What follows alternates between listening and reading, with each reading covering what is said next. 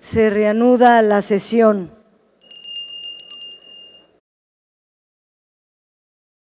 El siguiente punto del orden del día es la discusión del dictamen de las Comisiones Unidas de Educación y de Puntos Constitucionales con proyecto de decreto por el que se reforman, adicionan y derogan los artículos 3, 31 y 73 de la Constitución Política de los Estados Unidos Mexicanos en materia educativa. Tiene la palabra la diputada Adela Piña Bernal, hasta por 15 minutos, para fundamentar el dictamen en términos del artículo 230, numeral 2 del reglamento de la Cámara de Diputados.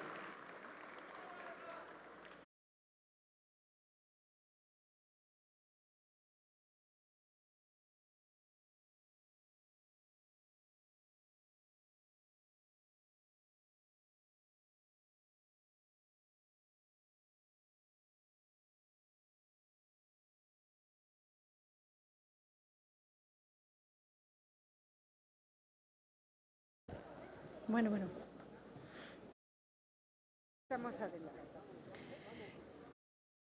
Con su venia, diputada presidenta. Adelante. Con la presentación de este dictamen, se incluyen modificaciones al mismo que entrego a la Secretaría para su debida tramitación. Compañeras y compañeros diputados, hoy es un día histórico para el Congreso mexicano. Hoy vengo a la máxima tribuna de la nación a fundamentar el dictamen que aprobamos las Comisiones Unidas de Educación y Puntos Constitucionales con respecto a la reforma a los artículos 3, 31 y 73 de la Constitución Política de los Estados Unidos Mexicanos. Y digo que es un día histórico porque llegamos a este momento después de un verdadero proceso democrático, de acuerdos entre los más diversos puntos de vista. No reparamos en tiempo y en esfuerzo para mantener el diálogo las veces que fueran necesarias. El dictamen que ponemos a su consideración es la respuesta a una larga y sentida demanda por parte del Magisterio Nacional para revertir la reforma educativa del gobierno anterior. Dicha reforma fue dictaminada y aprobada en tan solo 10 días después de ser presentada por el Ejecutivo y significó un duro golpe para los derechos de los trabajadores de la educación, lo que desencadenó en uno de los movimientos magisteriales más grandes de nuestra historia. Las maestras y los maestros de todo el país salieron a protestar al considerar, y con razón, que la reforma que se imponía afectaba sus derechos laborales. El centro del agravio fue la implementación y aplicación de exámenes estandarizados de ingreso, promoción y permanencia diseñados para castigar, para despedir. No consideraron el entorno, las dificultades que enfrentan los docentes en un sinfín de comunidades alejadas, donde las escuelas no cuentan ni con lo más indispensable, sin luz, sin agua, sin baños, sin internet. La respuesta del Estado ante las protestas fueron los toletes, las vallas, los insultos, los golpes, los encarcelados y los asesinados que tanto nos han dolido.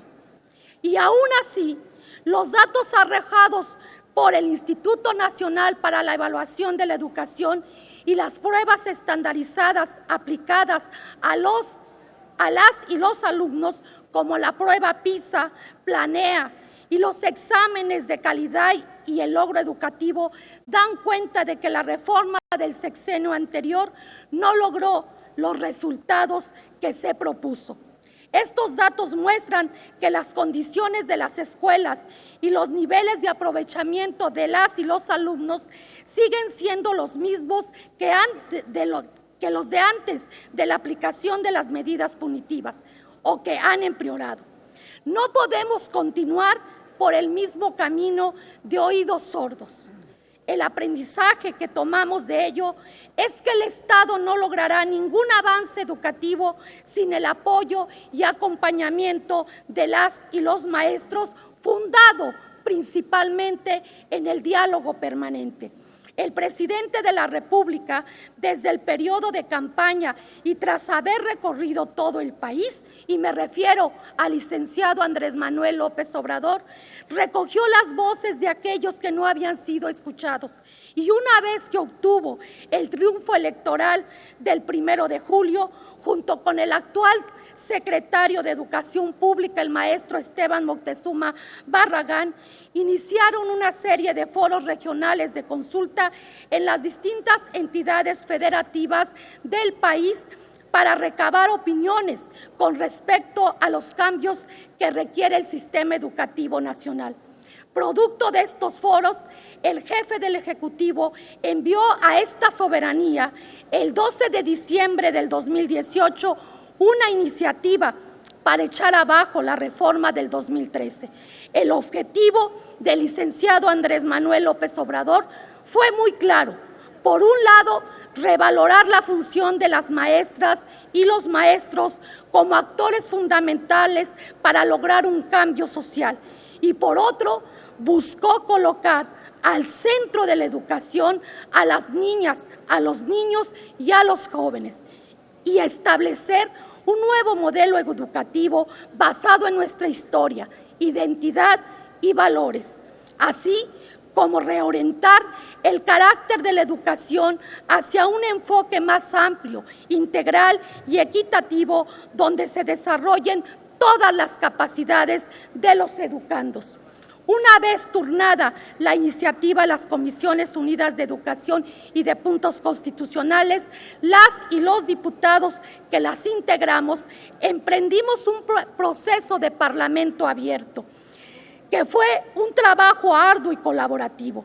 Realizamos 7 audiencias públicas en las cuales participaron cerca de 200 personas, docentes, representantes sindicales, especialistas en el tema, académico, representantes de escuelas normales de educación superior, diputadas y diputados locales y federales, senadoras y senadores de la República, representantes de organizaciones de la sociedad civil, organismos nacionales e internacionales, miembros de asociaciones de padres y madres de familia, alumnos de diferentes tipos y niveles educativos, organismos educativos públicos como el INEE, así como autoridades educativas federales y estatales.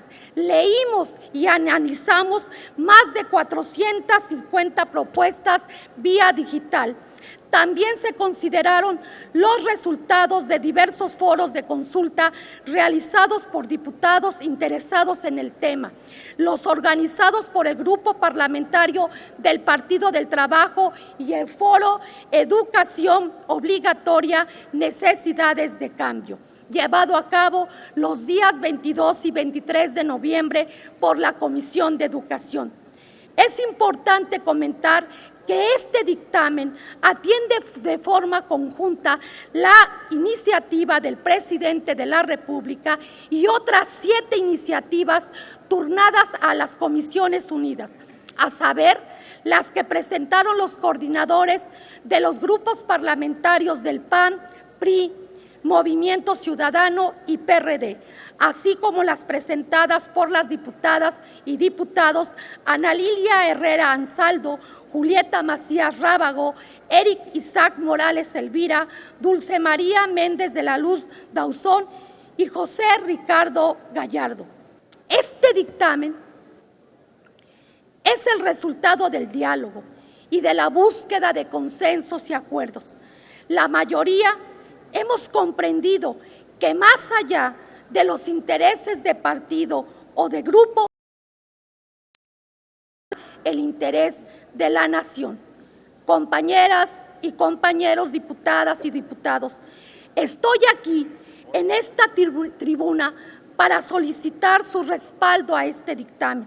Yo les aseguro que al aprobarlo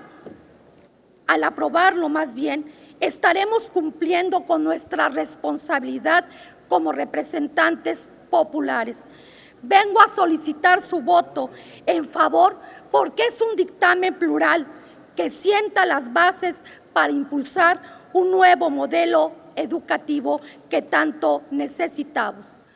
Me atrevo a decir que esta reforma es sin duda la más importante que vayamos a discutir en esta legislatura, ya que la educación es el proceso social y la herramienta fundamental para lograr una verdadera transformación de la vida pública del país.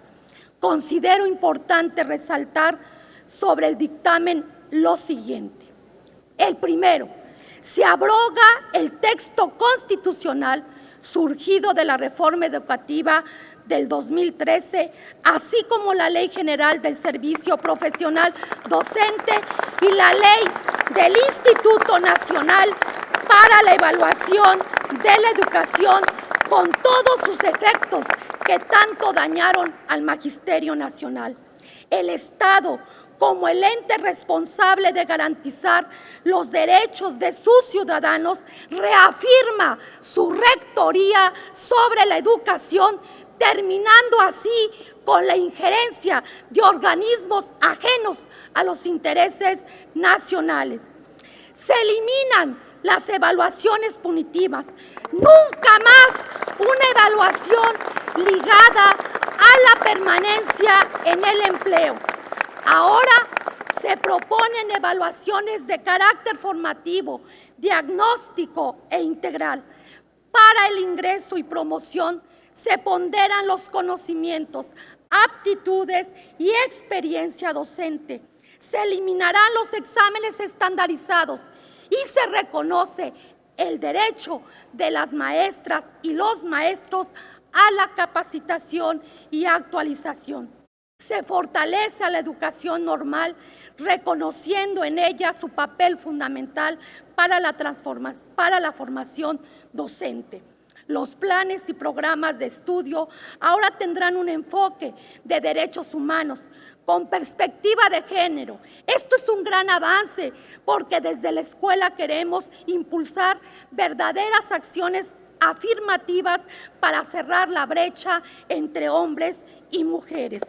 Se fomentará el estudio de la ciencia, las humanidades, la historia, la geografía, el civismo, la filosofía, tecnología e innovación, las lenguas extranjeras e indígenas de nuestro país, las artes, la educación física, el deporte, la promoción de estilos saludables, la literacidad, el cuidado del medio ambiente y la cultura de paz.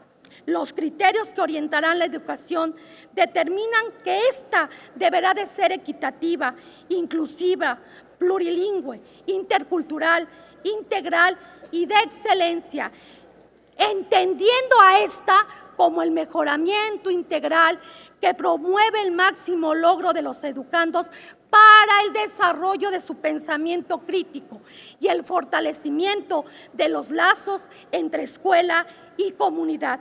Se elimina el INEE, que se convirtió en un organismo persecutor del magisterio que renunció a su autonomía constitucional, por lo que se crea un nuevo organismo que coordinará el Sistema Nacional de Mejora Continua de la Educación, que se encargará de realizar estudios, investigaciones y evaluaciones diagnósticas. La autonomía de las universidades se mantiene, se respeta y se promueve. Por primera vez, el Estado reconoce que los planteles educativos constituyen un espacio fundamental para la educación y por eso garantizará los materiales didácticos y la infraestructura educativa que sean suficientes y adecuadas. En el artículo 31, hará responsables de revisar el progreso y desempeño educativo de sus hijos y pupilos a los padres, madres o tutores. Quiero mencionar que de ser aprobado pasará al Senado y luego a las legislaturas locales y entonces podremos emprender el camino a la legislación secundaria en la cual tendremos la oportunidad de seguir escuchando a todos y a todas las voces, sin distinción de posturas ideológicas, de cara a la nación, de frente a los ciudadanos y a los maestros. Podremos decir hoy que la reforma del 2013 ya cayó. Reconozco en diputadas y diputados de las distintas fuerzas representadas en esta Cámara su apertura, su disposición, su voluntad y trabajo. Sabemos que tenemos visiones distintas, pero hemos logrado construir un texto progresista en favor de la educación que nada tiene que ver ni con el proceso, ni con la forma, ni con el contenido de lo anterior. Compañeras y compañeros, concluyo nuevamente pidiendo el apoyo para sacar adelante este proyecto, para volver a colocar a las maestras y a los maestros en el lugar que les corresponde y sobre todo para garantizarle a las niñas y a los niños el futuro que merecen, pues solo a través de la educación democrática, nacional, intercultural, integral, inclusiva, equitativa y de excelencia, podremos reflexionar y actuar en consecuencia para poder acabar con la desigualdad, la marginación, la corrupción y la violencia. Concluyo diciendo, como dice Fernando Savater, queremos la paz, pero la paz no puede ser nunca mera ausencia de violencia, sino que debe ser presencia y vigencia de la Constitución, sin coacciones, extorsiones ni amenazas. Y yo digo que el único vehículo para lograrlo es la educación. Muchas gracias. Diputada Piña Bernal, un momentito, por favor, no se retire de la tribuna. Para que quede muy claro al Pleno de la Asamblea, le pregunto, diputada presidenta, si presentó usted modificaciones, la adenda. Diputada. ¿Ya? Está presentada. Solamente le pregunto, diputada, si usted anunció, porque fue parte de las Comisiones Unidas, la adenda, las modificaciones. Correcto. Toda vez que ha sido entregado y se encuentra en sus curules y publicado en la Gaceta. A nombre de las Comisiones Unidas,